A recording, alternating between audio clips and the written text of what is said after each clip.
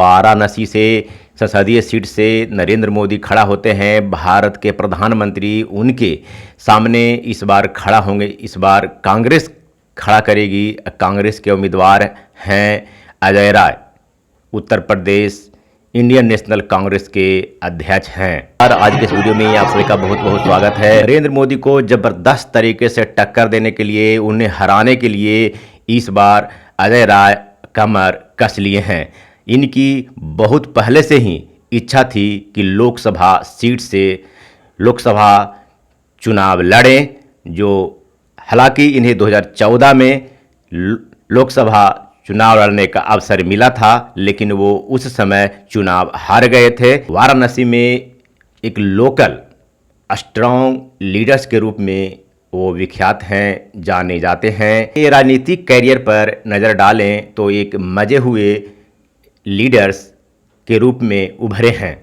इनकी राजनीतिक कैरियर विद्यार्थी जीवन से ही इन्होंने शुरुआत की थी। विद्यार्थी जीवन में इनके राजनीतिक करियर की शुरुआत भारतीय जनता पार्टी के साथ हुई।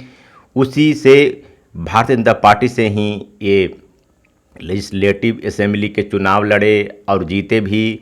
उसके बाद 2009 में समाजवादी पार्टी के से जुड़े। समाजवादी पार्टी से लोकसभा सीट की चुनाव लड़ने की मंशा जताई, लेकिन नहीं मिला। उसके बाद इन्होंने विधानसभा सीट से ही इंडिपेंडेंस चुनाव लड़े। इंडिपेंडेंस एक बार जीते। उसके बाद 2012 में अजय राय ने कांग्रेस के साथ गठबंधन किया, कांग्रेस के साथ जुड़े। उस समय से आज तक वह कांग्रेस के साथ ही हैं और हाल ही में कांग्रेस उत्तर प्रदेश में कांग्रेस की नैया डूब रही थी, उसको एक तीव्र गति देने का काम किए हैं अजय राय ने। पारिवारिक पृष्ठभूमि पर नज़र दौड़ाएंगे तो उनका जन्म वाराणसी में ही हुआ है। वो वाराणसी के ही लोकल नेता हैं। वो एक भूमिहार ब्राह्मण परिवार से संबंध रखते हैं।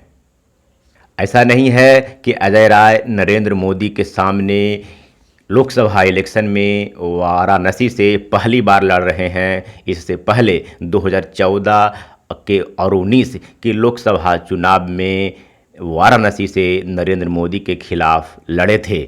वहां उस समय इन्हें हार का सामना करना पड़ा था। नरेंद्र मोदी चुनाव जीत गए थे और अजय राय चुनाव हार गए थे।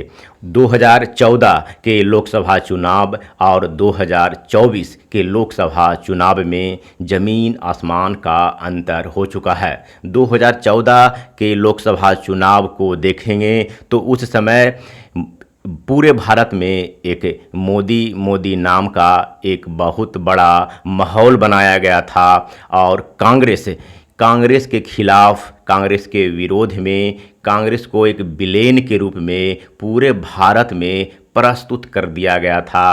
कांग्रेस को एक खलनायक बना दिया गया था। लेकिन 2024 आते आते 2014 के से सफ़र करने के बाद 2024 आते आते ये जो माहौल बना था 2014 के लोकसभा इलेक्शन में कि मोदी बहुत बड़े योद्धा के रूप में भारत में सामने आए थे और कांग्रेस एक खलनायक के रूप में आए थे 2014 में। लेकिन 2024 के लोकसभा चुनाव में ये जो थ्योरी है वो सीधे उल्टा हो गया है।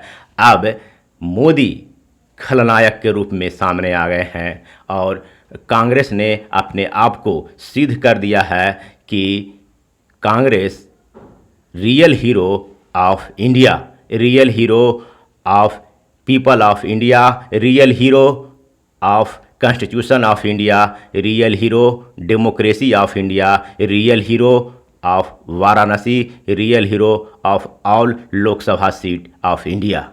2014 के चुनाव में नरेंद्र मोदी जब वाराणसी से चुनाव लड़े थे तो उन्होंने वाराणसी के संसदीय सीट में के मौजूद लोगों को उन्होंने बोला था, मुझे गंगा का अवतार है, मुझे गंगा ने बुलाया है, गंगा ने मुझे भेजा है। गंगा को उन्होंने एक अवतार बताया था, गंगा का पुत्र बताया था। और आज 10 सालों में 2014 से 2024 तक गंगा आज वैसे ही के वैसे ही है। गंगा के घाट आज तक मोदी से साफ नहीं हुए।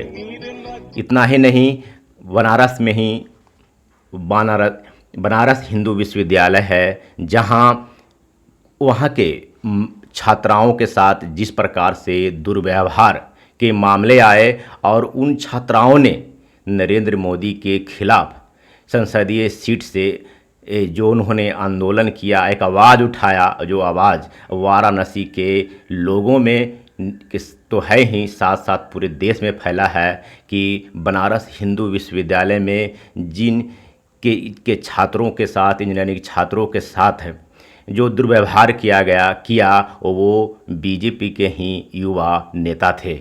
उसके बाद भी इतना माहौल जानकारी का फैलने के बाद भी नरेंद्र मोदी इस मुद्दा पर एक शब्द तक अपने बनारस की जनता के लिए नहीं बोले हैं। इन सब मुद्दों पर नरेंद्र मोदी अपने वाराणसी सीट से देखा जाए तो सीधे स्वीप होते दिख रहे हैं। इनकी जीतने का चांस इन मुद्दों पर यदि नरेंद्र मोदी को लोग वोट करें तो शायद ही कोई ऐसा बनारस के लोग होंगे वोट करेंगे।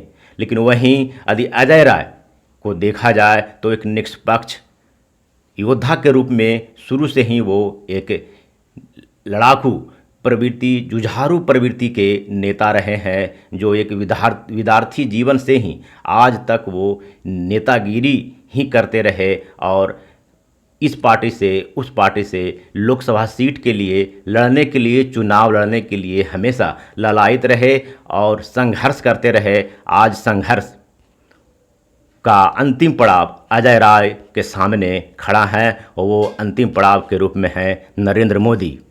यदि अजय राय इस चुनाव को जीत जाते हैं तो अजय राय के लिए ये बहुत बड़ी उपलब्धि होगी कि जिस सीट के लिए वो शुरू से ललायित रहे, समाजवादी पार्टी से नहीं मिला, बीजेपी से नहीं मिला तो छोड़ दिए, समाजवादी पार्टी से नहीं मिला तो छोड़ दिए, कांग्रेस में आए तब उन्हें 2014 में भी मिला। हालांकि उस समय ऐसा माहौल था कि वो हार गए, लेकिन 2024 में ऐसा माहौल है जो इनके फेवर में है। ये चुनाव 2024 को बनारस सीट से अजय राय के जीतने के चांस बहुत ज़्यादा दिख रहे हैं।